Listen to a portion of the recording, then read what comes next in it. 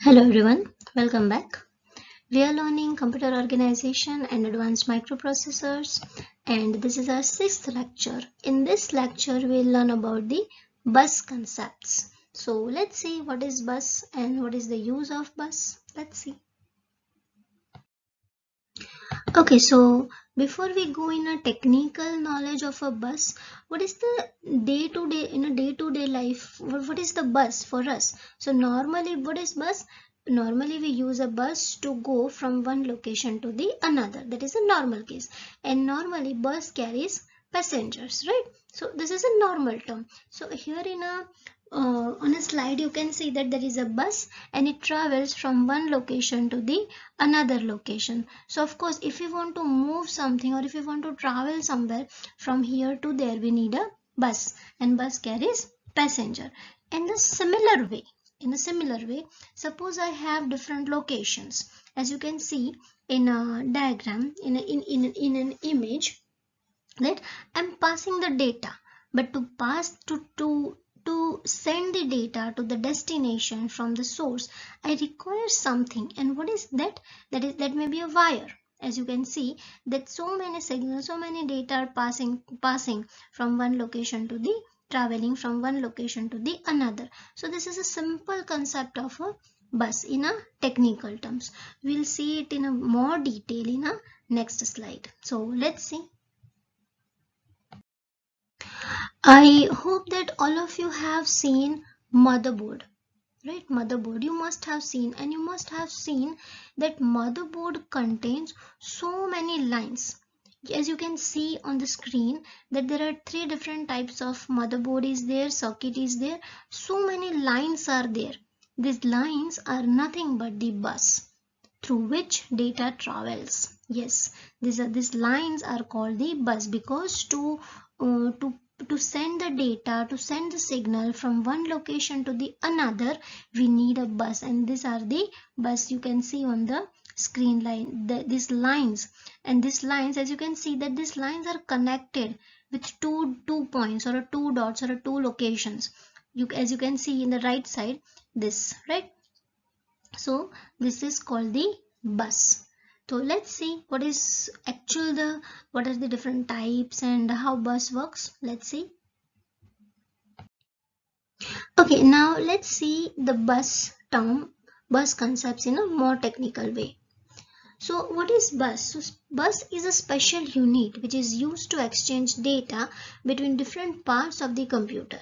See what happens when you are copying the data from one location to the another. It requires something. It requires some bridge, right?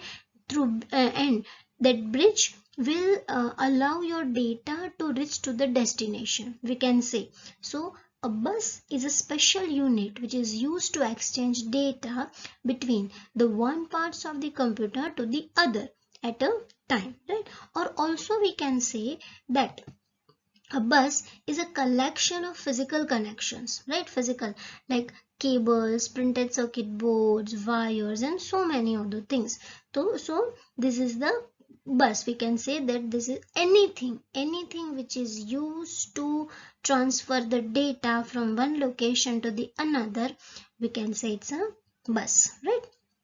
And through which the data is transmitted. Simple, right? So it can be we can say that it can be shared by multiple hardware components in order to communicate with one another. It is just like that if you want to go from one location to the another location. For example, if you want to go from Ahmedabad to the Mumbai, so it is not always necessary that that bus carries only Mumbai passengers, right?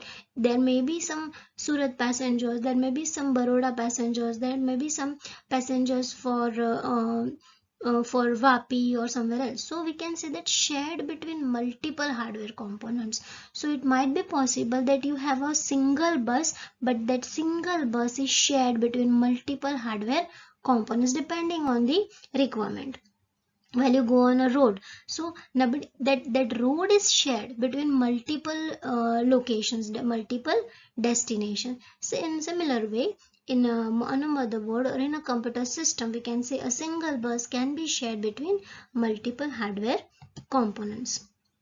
So as name based on its operation, right, it carries signals just like our normal bus carries passengers. This bus carries signals, and based on it we have a data bus, address bus, and a control bus. So these are the types that we'll see in a next slide. Fine. Okay,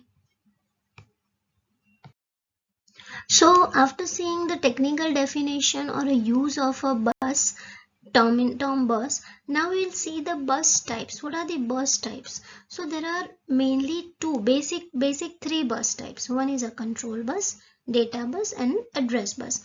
Here also you can correlate this, like one bus is for the passenger, one bus is for the goods, one another bus is for another thing. So this way we can bifurcate the bus types. So you can see in a diagram that different buses are there which are connected with the CPU, memory, and your IO devices, right? IO devices. So how all buses work, that we will see. So let's start with the control bus. So what is control bus? As name suggests, we can say that it is used by the CPU to direct and the monitor the actions of other functional areas of the computer. Ultimately, what is the meaning of control? It controls something, right? It controls something. So it is used to transmit a variety of individual signals. It will control all the types of signals, and that signals may be of a read signal, write signal, interrupt signal, or acknowledgement signal. That signal can be any signal, so which is necessary to control and manage the operations of the computer. When you are copying, when you are transferring the data, when you are working with the computer, so many signals are there, right? So many, you are doing reading operation, writing operation, multiple operations are going on. So at that moment, to control all the operations along with other operations, we need something, and that we call signals, and that signals will travel through the control bus, we can say that. Fine.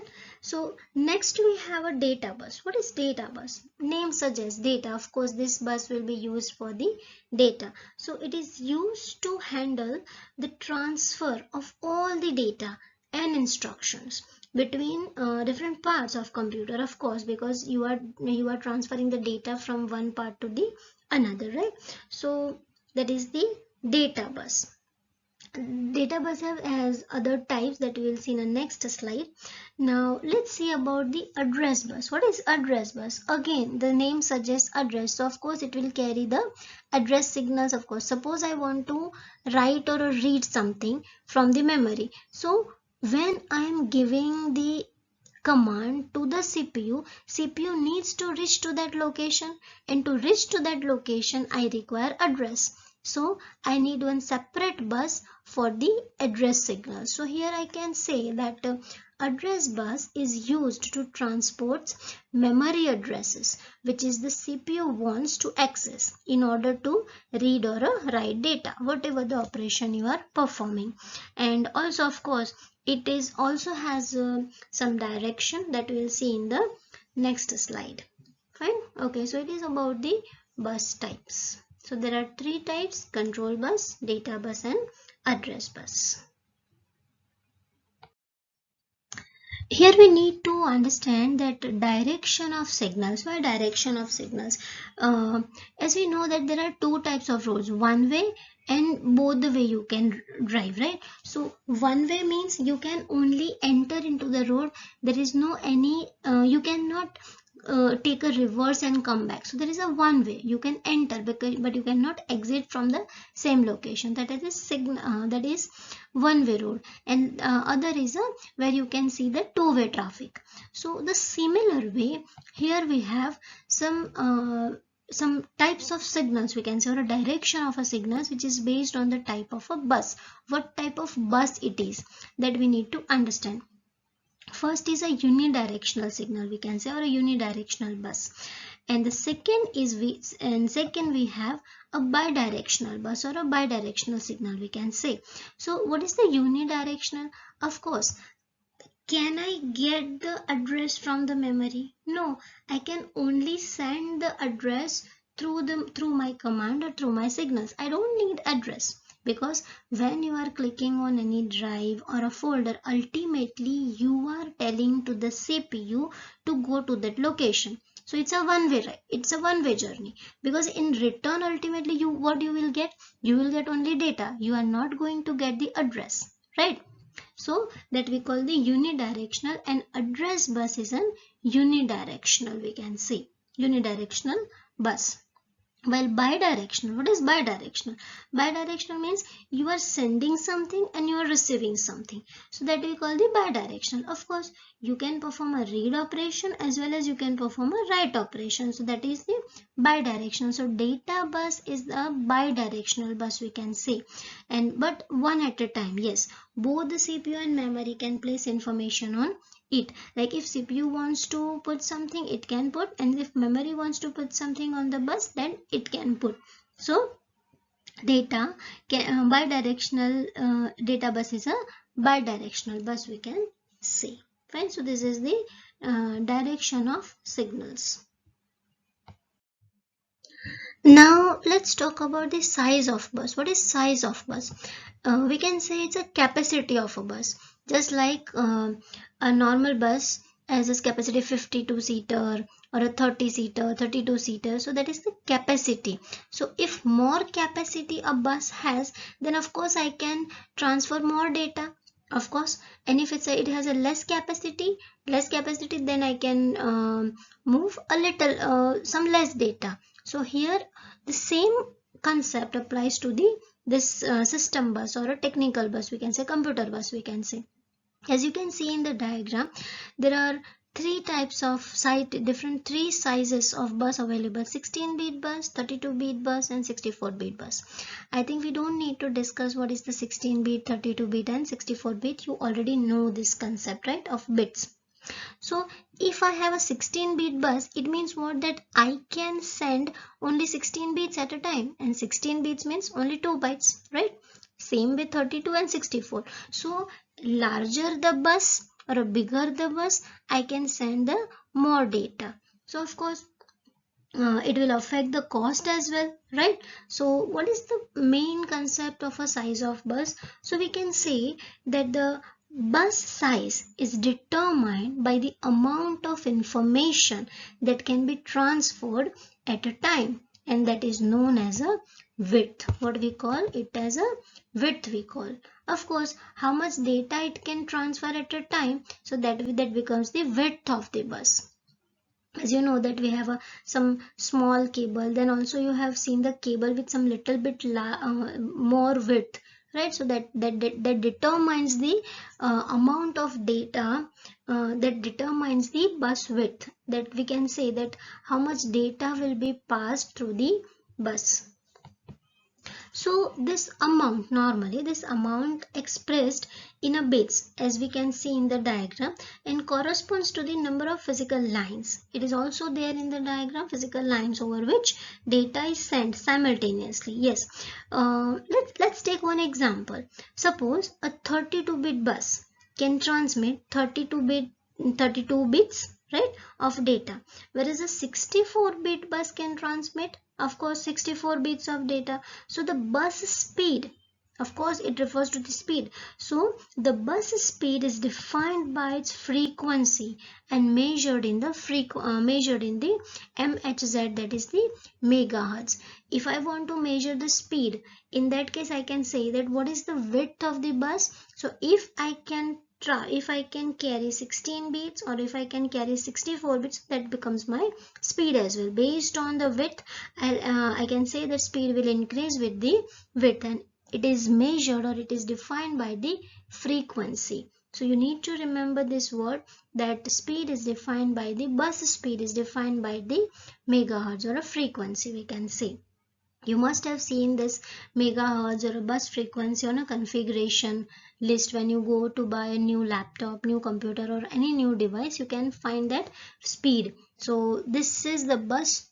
If I have a larger, the width is a larger of my bus, then of course I can pass the more data. So of course speed is automatically will be increased, right? So we can say that the number of data packets sent or received per second. Yes, of course we can say. And each time that data is sent or received is called a cycle.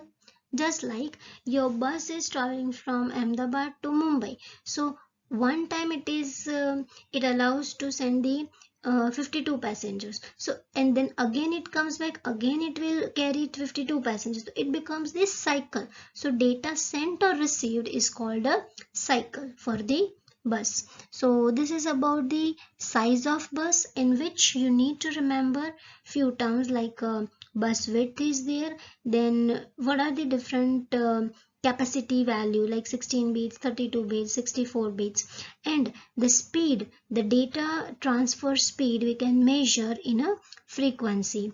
We call it a frequency, which is measured in a megahertz. And what is cycle? So data sent or received is called a cycle. Each time the data is sent or received is called a cycle. Fine.